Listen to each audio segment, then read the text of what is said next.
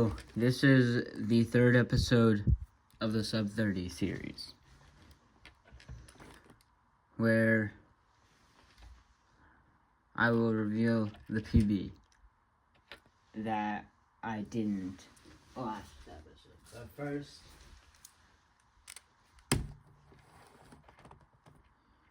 we gotta get this.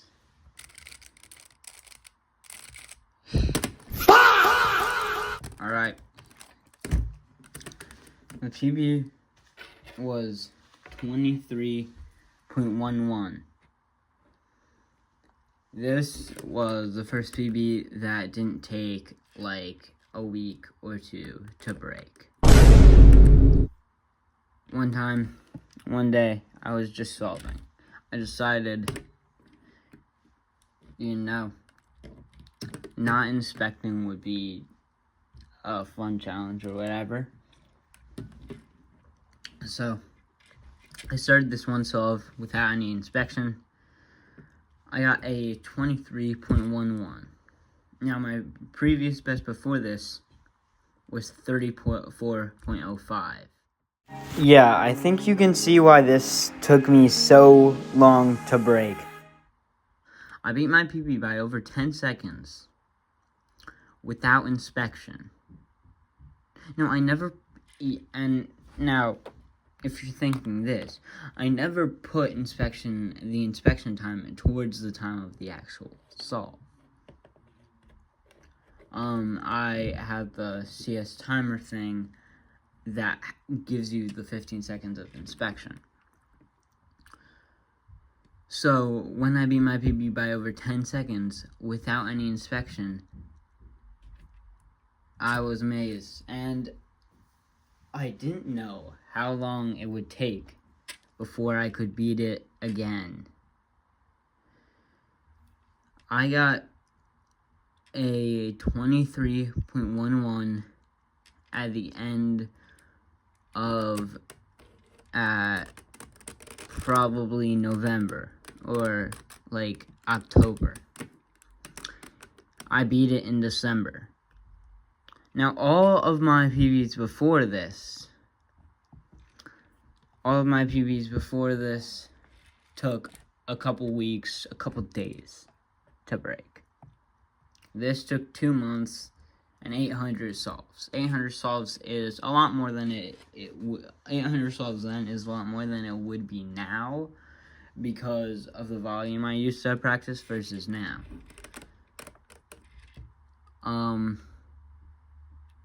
I don't remember much about the solve, but I do think I maybe got some sort of skip.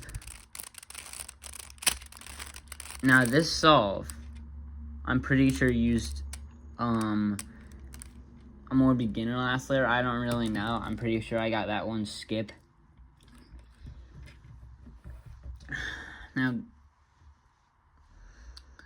it basically took half as long as it did to get there just to break the PB. Like, by the time I broke the PB, the last half of my journey was just going to break it. And I remember a couple of days before I broke the PB, I had this solve where I had this case, and this looks kind of like it's going to skip. So I did the Nicholas. I stopped the timer. Well, I did the AUF.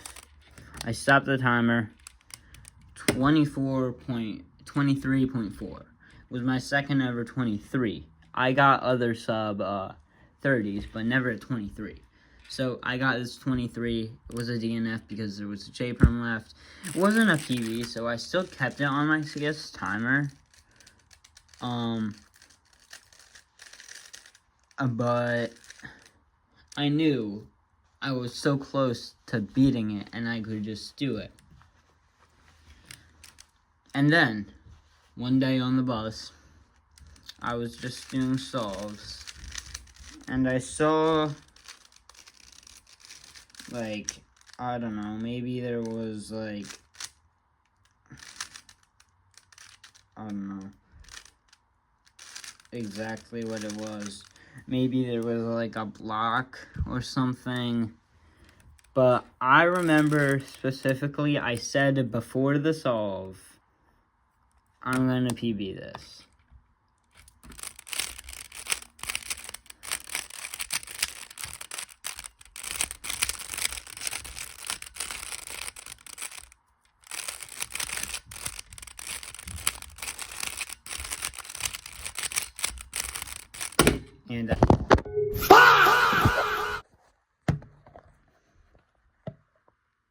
And I did.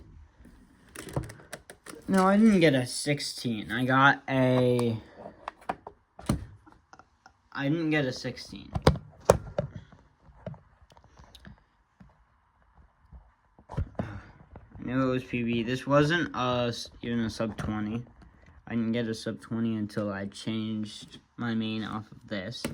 And I'm pretty sure this was my first PB with more, like, medium to advanced last layer. So, yeah. And I finally beat it. On a solve that, from inspection, I could tell this was PV.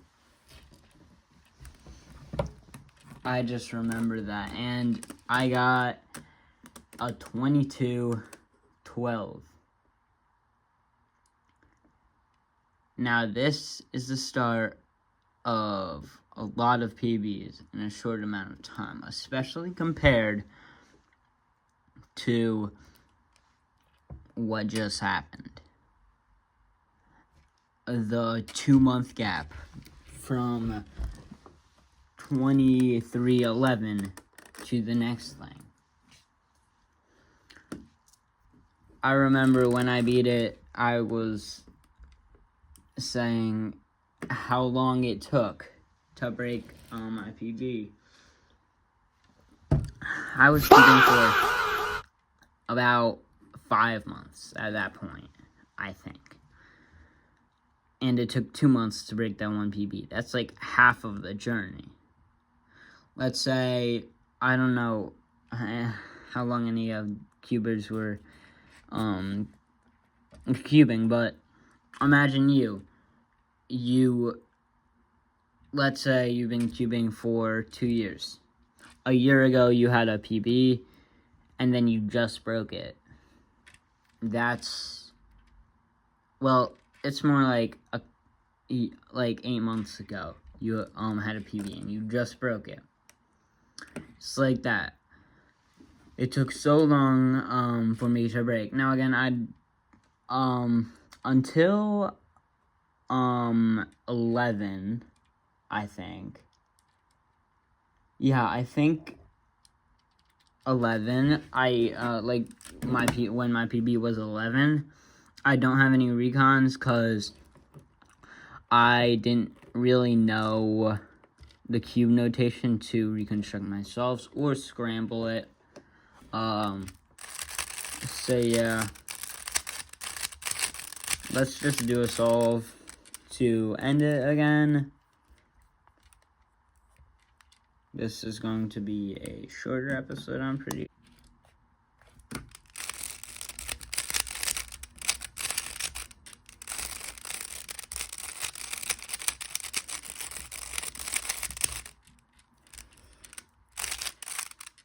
Hope that is not the thing.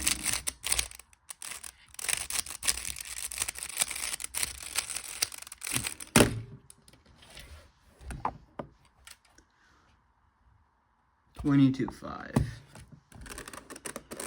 Pretty nice.